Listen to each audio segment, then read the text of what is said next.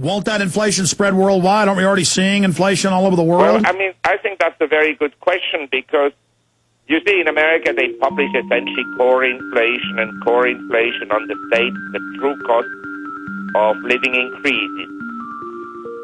Hello? Yes, sir, I'm listening. That's music. Stay right there. We've got a break. Everybody always pauses on that song. We had Willie Nelson on. He goes, sounds like ice cream trucks. Marc Faber is our guest, joining us from Thailand. We'll get him to finish up on that point, and talk about a few other subjects as well on the other side. Are you tired of losing your hard-earned savings in retirement? Does the continued loss of purchasing power through the hidden tax of inflation brought on by trillions of dollars in government bailouts bother you? Then please let me, Dwayne Daly with Midas Resources, help you to protect what you have left. Call me at 800-686-2237 extension 115, and I will explain to you how to retain your wealth and purchasing power now and in the future with gold and silver.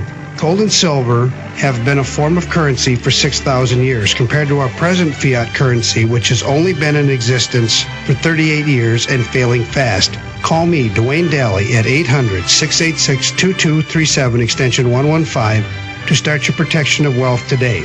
I will custom fit the protection package to your personal needs. No amount is too small, so start today. Call Dwayne Daly with Midas Resources at 800-686-2237 extension 115 for your gold and silver protection portfolio. Our guest is also a worldwide bestseller, not just in the United States, but also in Asia. The website's the Gloom Boom Doom Report. That's gloomboomdoom.com. Okay, sir, finishing up your point about the economy and inflation and worldwide. We're already seeing these dollars being printed, driving up inflation in Eastern Europe and places, aren't we? Well, my point is this. Let's say if I traveled 20 years ago to emerging economies, the price level was very low. But after the U.S. began to pile up large trade and current account deficits, which led the current account deficit to grow from $150 billion in 1998 to currently around $800 billion. These $800 billion flowed into the world, and in many countries, they inflated the price level, with the result that today, if you stay in a hotel in Sao Paulo or in Shanghai or wherever it is as expensive as in the U.S. So I think that the inflation figures in the USA, by just excluding energy and food prices, do not reflect the true cost of living of a typical household. I don't know whether any of your listeners has insurance premiums that have gone down. They're all going up. Healthcare costs going up. All contributions to the government for garbage collection and so forth and so on. All this is going up. Yeah, all the taxes are going up, and they're telling us we've got low inflation. Yes, and now, exactly. I mean, it's a joke. It's a total joke. And don't forget, this is the worst economic contraction post-Second World War. In such an economic contraction, prices should come down, but they haven't. So my view is that once the economy picks up, whatever that is, next year or in 5 years or in 10 years, I think there'll be strong inflationary pressures in the system. Yeah, no, absolutely. We've already got serious inflation with 20% unemployment with the real numbers. My God, imagine when it's 5% unemployment. Are they going to dump the dollar? I mean, I know that people aren't sure, but we see the world creeping away, kind of moving quietly towards the exits, the dollar going up and down wildly. I mean, you're out there in Asia right now. The dollar's clearly been devalued. You were just talking about that. Is the dollar a dead duck?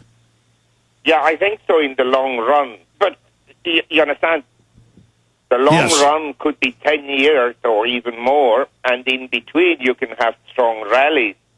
I mean, we had a period now between March of this year and just 10 days ago during which inflationary fears overcame and people rushed into commodities and equities and gold and so forth, and the dollar was weak at the same time.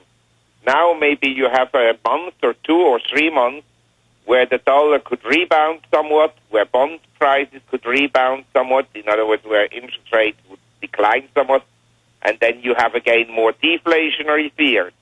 And during this period of time, obviously, equity prices would move lower.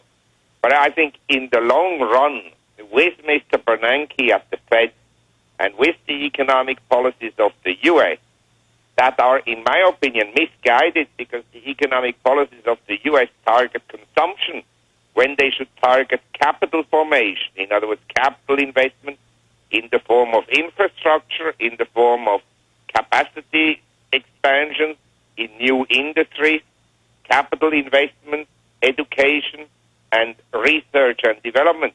So the consumption is basically a loss for the economy. Yeah, so what's happening is we're in a cannibalistic economy where we're all living for today, still running up the debts, and the whole infrastructure is going to hell in a handbasket. Where do you see the United States in 5-10 years? Is a third world fallen empire like the Romans in 410?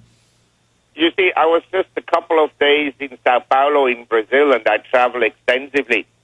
I can tell you when I first went to Sao Paulo in 1974, there was a huge difference between Miami, San Francisco, Los Angeles, New York, and Sao Paulo. Sao Paulo being underdeveloped and the American cities being well-developed or relatively well-developed. Today, I don't see any difference between Sao Paulo and U.S. large cities. And I also see the third world coming up, but we're dropping. Yes, I mean, it's not necessarily that the U.S. is tumbling to the bottom of the ocean or drowning to the bottom of the ocean. But in the last 20 years, other countries have made huge progress and are now major competitors to the U.S. And so the U.S. and also to some extent Western Europe have stagnated while others have come up. Got it. Marc Faber, thank you so much for joining us. The website's gloomboomdoom.com. Thank you so much for joining us. It's my pleasure. You bet. Take care. Bye. All right, we'll be right back with your phone calls and a lot more. Stay with us. 1-800-259-9231.